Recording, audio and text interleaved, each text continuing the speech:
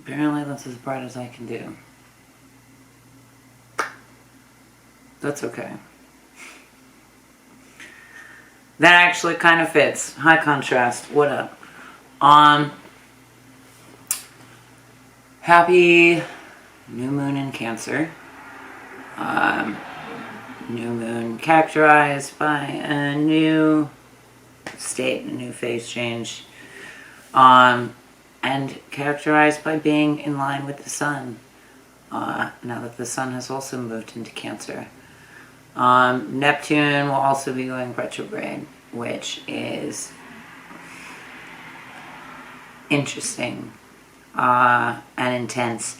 It's funny, there's a lot of speculation of the most positive moon or the most intense moon, both of which are true. And that's kind of the beauty of Cancer, is both how deep it can dive and how high it can thrive. And how fully, because of that. It's quite, it can be quite extreme. Intense really is a perfect word for it, but that can sound foreboding. And I don't necessarily think that's all there is to it. I mean, Neptune going retrograde is also something that has characterized either like artistry or psychic ability or mental illness in people, depending on its placement and housing and what have you. But so I do feel like it going retrograde is going to impact that a lot, the psyche a lot, dreaming aspects a lot. It's an aspiration to ego death, and I feel like a lot like dreaming of falling and not being able to wake up, which you just, maybe it's an opportunity to find the kind of dreaming that you can do that you don't struggle to wake up from, or that you don't seek escape from. Because ultimately, life is a waking dream, and what are we seeking escape from in those times of intensity and intense or deep need or feeling or what have you. And you know what our needs in speculation. We could also ultimately live with a lot less capitalistic material wise, and yet we allow less in much more psycho-spiritual or emotional boundaries. We allow more than we want to. Well, it's still really hot. Speaking of, I feel like everything else, like those are really intense water placements, and everything else is also an intense heat placement. Like Mars is literally on top of Eris in Aries, with Jupiter and something else.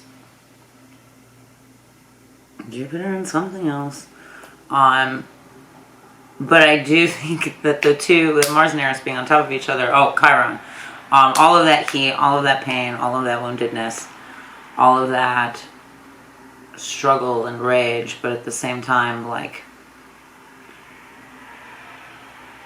transmuting that rage to understanding and peacefulness is the ultimate long lesson of Eris, but it is being overshadowed by Mars, or like overtaken by Mars. I do feel like that's a very close-knit battle. I mean, we do see that politically, absolutely, in the world, and in the way we honor or protect femininity or kindness, really, to strip it of its, not strip it of its femininity, but to take the genderedness out of it. Kindness, understanding, patience are all things of that nature, and are universal concepts And we would be wiser to look at it as such, and its constant ebbing and flowing. Which is an interesting thing too about what exactly happens on a new moon and the way that light can reflect, because the sun and moon are in alignment but on opposite sides of the earth. Just touching back on things I've said before about 2022 being a calculation of probability of our living light form, our living light wave, waveform. I think we're at an interesting pivotal time with Neptune retrograde and with this new moon, and with not just mirroring, but like almost double mirroring or double reflecting. It's kind of like a double lightception, visually in my brain, I suppose. So rather than just calculating the probability, now we're reflecting that, which would kind of double that probability, I think. Or distort it, or magnify it, but it would intensify, I believe. Which could be a great thing. Like, what are we going to do with that momentum? Are we going to let stress build up and drive us into the ground, like jumping into the water with fucking rocks on our feet? Or are we going to learn to float? And the irony of that is like seeming lifelessness, but it's actually very stable and full of life. Which is, again, the highest peak of probability with Cancerian energy. It's not just about deep feeling and sadness. It is a beautiful time to plan. It is a beautiful time of like saturated fertility, I suppose. I mean that in seedlings. But also, any way it fits, use it. All right, let me not ramble too much. New moon in Cancer. What is going? Okay, I will also say, the Mars on top of Eris is also fighting timelines, and I feel like that's also got a lot to do with the intensity of emotions, and I've said that before, but only in conversation, and I feel like it keeps coming up. This is also true of the Neptune, true and influenced by the Neptune retrograde, if it has to do with like ego deaths and identity and compassion and learning and dream state and dreaming and like depths of, with all of this water energy. It's timelines that we've lived before that are creating intense reactions that we can't understand because we don't fully remember. But we are feeling the density of those timelines sort of interacting or collapsing or overlapping. Not collapsing, overlapping. Which is just, like when you wake up from a dream and you still kind of like smell it or see it or feel it. It's the same thing. And so if you take the like spiritual, I guess, ideology out of it, and apply that to, the most atheist of people or whatever, what is the best dream you could dream that you would also be able to, wake up and still smell and still feel and still have so much joy in, like still have so much real experience in? Which is, fucking accomplishing your dreams and like, I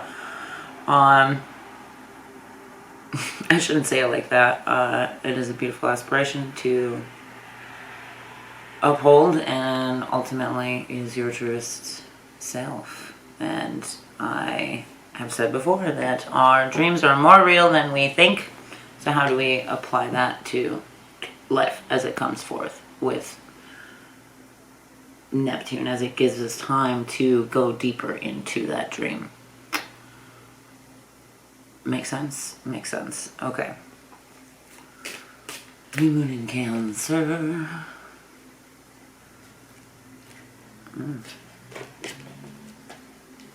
Interesting. We'll see. We'll see.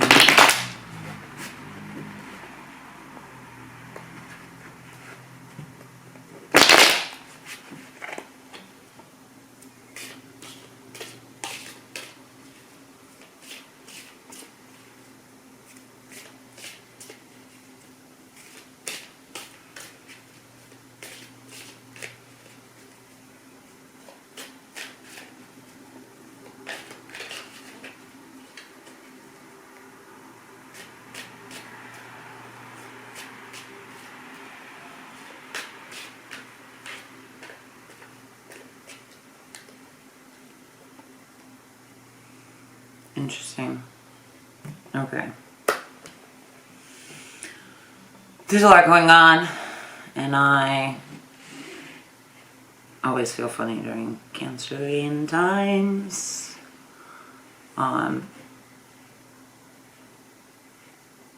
So even this was a careful moment. But I'm going to tap into stuff. So just breathe with me. Take a deep breath in. And exhale, shadow cards. Take a deep breath in. And exhale, shadow cards. Deep breath in. And exhale.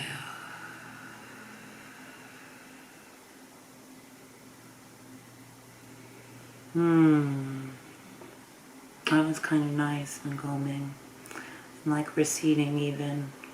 It was almost like my touch wanted to repel off of whatever it was. And warmer. Cold to the touch.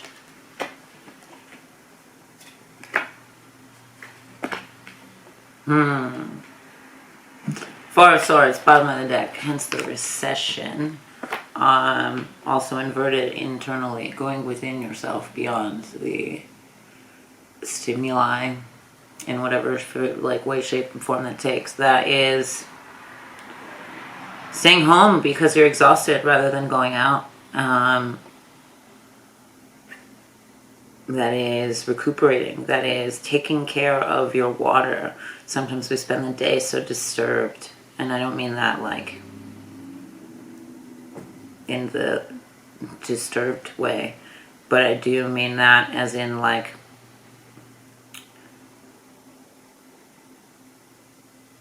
disturbed sediment. You like tap water and it kind of stirs about, and we go through the day kind of like constantly being tapped by things, and it is an excessive constant maintenance, especially now and with everything that people carry. And this is also, again, the time to question and consider what you carry, like I said, or like tying rocks on your feet and jumping into the ocean is not a great idea. It's not a sustainable idea. It's not how we swim. It's not how we float. Like, you can't do that with the intention of floating. I guess is my point. Fours are so stabilizing. I always say prime numbers vibrate, and that means you believe in, because then it's not a place particle, it's like constantly bouncing particle. Like, so you believe, or I believe, in like 1s, 3s, 5s, and 7s. But if you have faith in the 3, then the 4 presents itself. If you have faith in the 1, then the 2 comes. That's like the stability of those evens, beyond the potentiality of the primes. So the Four of Swords is like a reminder to return to faith in the one, faith in the three, in actualizing the four and representing the four and returning to the four, returning home to your physical domicile, or returning, going home to see family, going to see friends that make you feel really comfortable, going to, your favorite little nook or tree to read your favorite book. All of those are forms of returning home and within yourself. Meditation is one of my favorite forms of that. Wherever you may be, you're always at home when you're in your body. And saying that is very literally also taking care of the water inside of you, which in Neptune strife and in deep Cancerian times, and wherever that's placed for you, my Mars is in Cancer, it can make me very sensitive, can make me very it's like I go up against the old moniker of like, real men don't cry, and it can be very difficult to deal with. But if you return to internal safety, then you see through that fallacy, and you can move through that blockage. So in times like that, like when we talk blah, blah, blah, blah, negatively, like that is also sitting memory within the waters in our body. So that is also a very literal way to take this in concerning returning home with water energy and with air energy, because it's the swords with thought, but that feeds the water. Air is fed by the water and feeds the earth. Gosh, so much in one card. Ten of Pentacles, Six of Swords, the Wheel of Fortune reversed.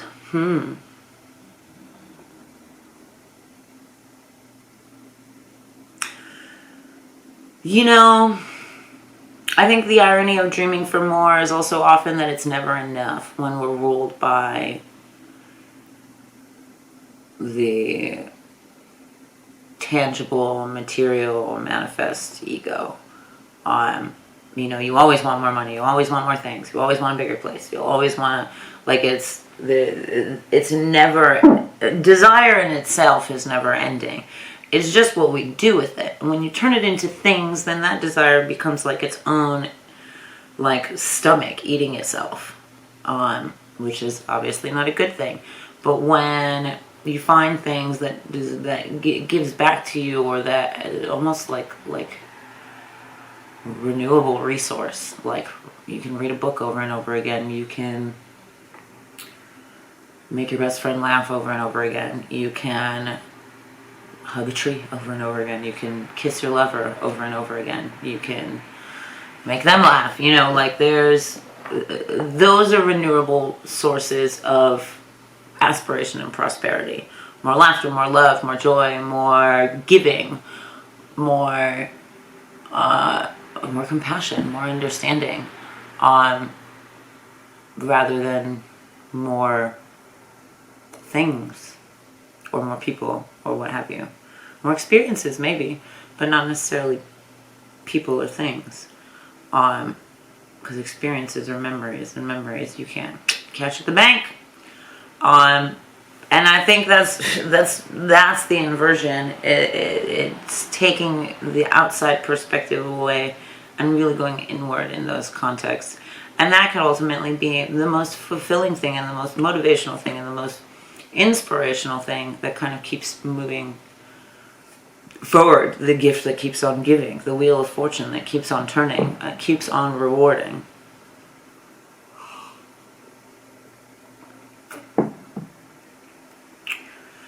Ooh, like trimming a plant so it may grow bigger. Interesting. Interesting.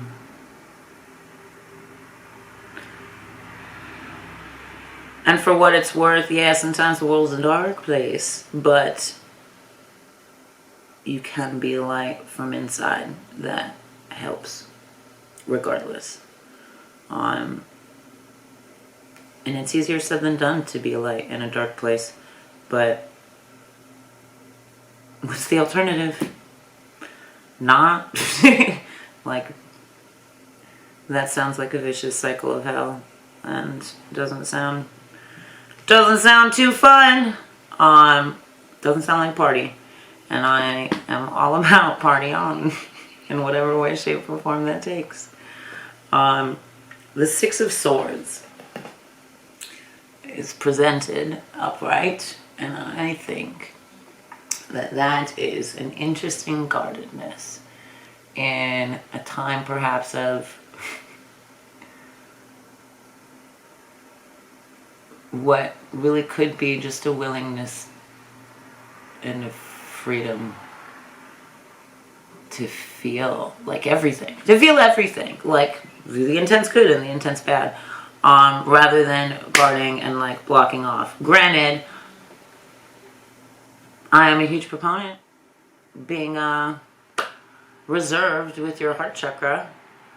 But at the same time, that doesn't mean you're closed off to love. That just means that like it's growing more inside of you than it is. And that still shows. That'll show regardless. It's like, I feel like it's like when you hide the engine. And it like, I don't know, adds to the mystique. Like adds to like centralized power.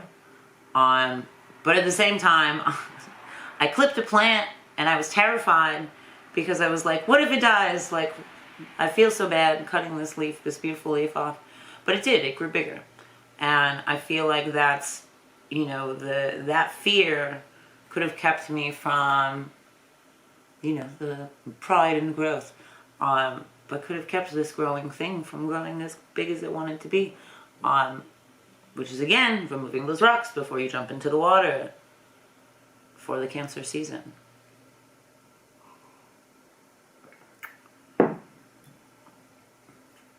Or, you know, in times like that too, an intensity, like what is it that you really want to carry with you on those things? Like the Six of Swords is like, it often has this like sort of protecting the family kind of vibe, and you think of like protecting home and what have you, but like you can't take that with you. Like if you were stranded on the water, all of this wouldn't float. So all of that doesn't matter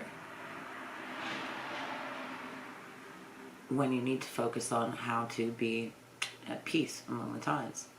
Not that material things are all wrong and terrible or anything like that, but in a time of deep soul searching, do not associate the soul with that which is outside. Like, do not associate like your value, your wealth, your what have you, purely on that basis. And when you start to see wealth as the amount of laughs and deep conversations that you've had, that does make you kind of float in a way, in a lot of ways.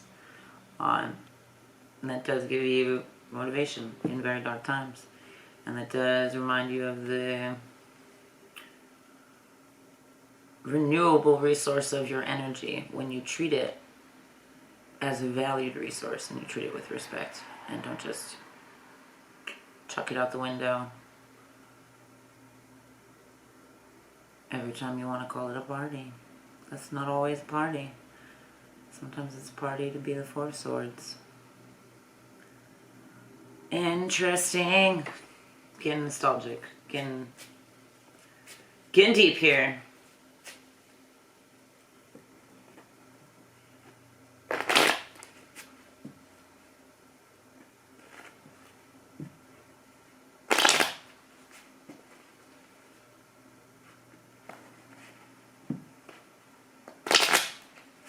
You know, what I said about closing the heart chakra too is a lot like a new moon, in the sense that it's not like we're blocked from one or the other. One whole other side totally gets it. It's just not fully seen, but fully powerful.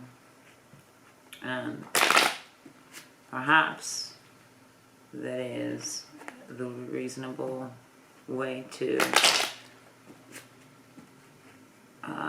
walk in that kind of energy without going mad, I suppose, without feeling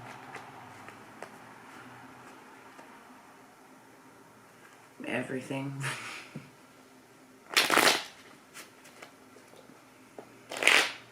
New moon in Cancer.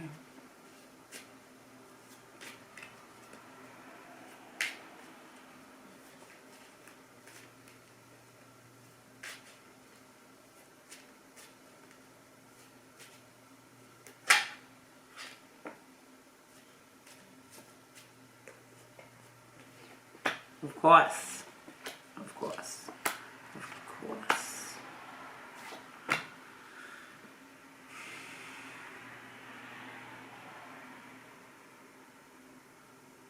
Well, that's intense. There's a big raise and wave crashing. 10 of diamonds, 8 of clubs, 3 of clubs, 5 of swords, Queen of clubs falls.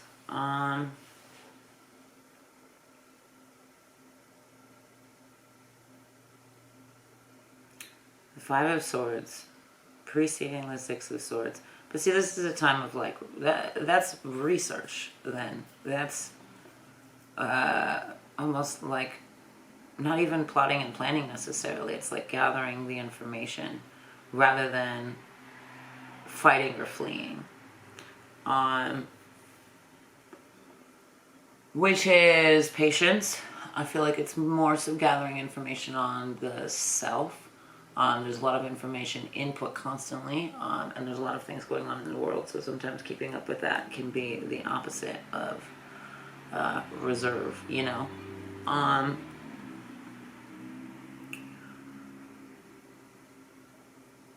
Not that that doesn't play a part, that also plays a part in where it is the directive needs to go, because how do you know who you are if you don't know what you care about, I suppose?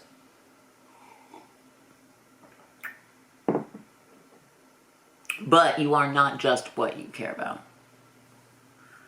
There's many ties to that string, but it does give you direction. And perhaps the previous parts of this year were about the rooting system, and this is a phase of the trajectory of growth, the directionality of growth, which is again the trimming and like how you can cater to direction, how you can cater to directions, the way you cater with thoughts and the way thoughts cater to reality. 10 of diamonds. Ooh, it's like there's just like ringing. There's just a lot of ringing, and then it crashes.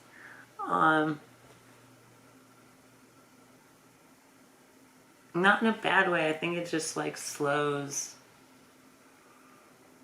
down, and any time there's silence in a song doesn't mean it's over. Sometimes those are like so fun when it's like pause of stillness, and it helps build the intensity in a lot of ways. And that's the way that this really has potentiality to go to.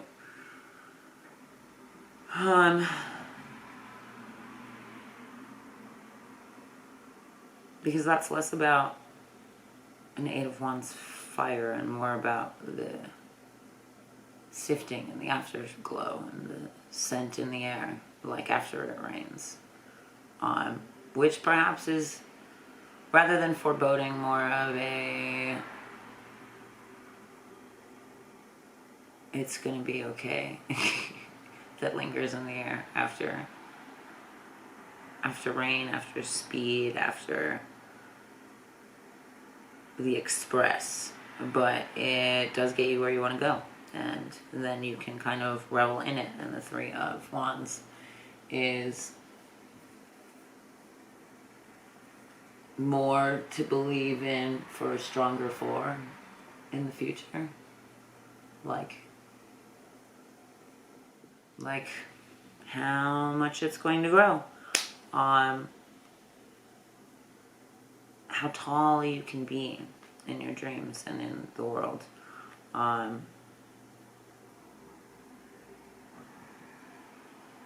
The Queen of Wands fell out, which is a card that I love and comes up often. Queen of Clubs, Queen of Wands, similar fire energy. Although I do find the Tarot Queen of Wands to be a different perspective of this one.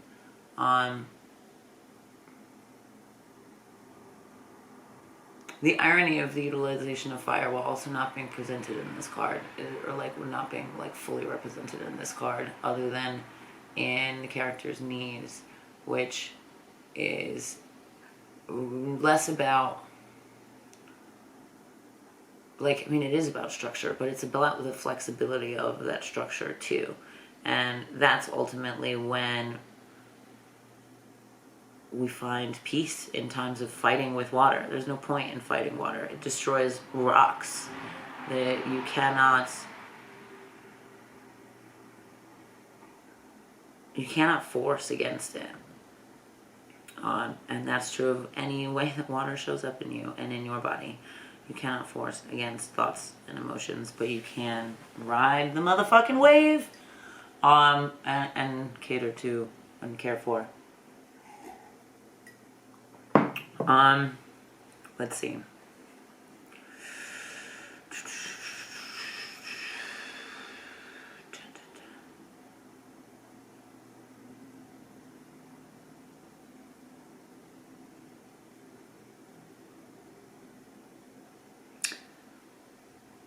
There's a lot of it rings like a pinball machine, which is really erratic and really intense. But I feel like that also is to, again, reiterate the dream state aspects of Neptune and what have you, and the way that, like, scientifically, when they like go back into like trauma therapy, they'll do like lateral eye movement therapy or what have you, or what is it, like EFT on like tapping and stuff, but it like stimulates cells or whatever within that memory. It brings forth the memory in the brain, and then the lateral eye movement like helps reframe the process. Like, poor explanation, but I've read about it. I know people that have done it, I guess, and I feel like that is happening here as a way to move through the wave and onto a new reality. So moving through that darkness and onto the new reality. And that's, REM in sleep as well. And the ways that we can, again, bring dream reality forth into present reality. Imagine a revolution. And then some. Essentially. And in every way, shape, and form. Damn. Alright, that was as exhausting as I thought it'd be. So, with that, party on. Thank you for hanging out with me. I wish you cool waters and steady flow and lots and lots and lots of love. Party.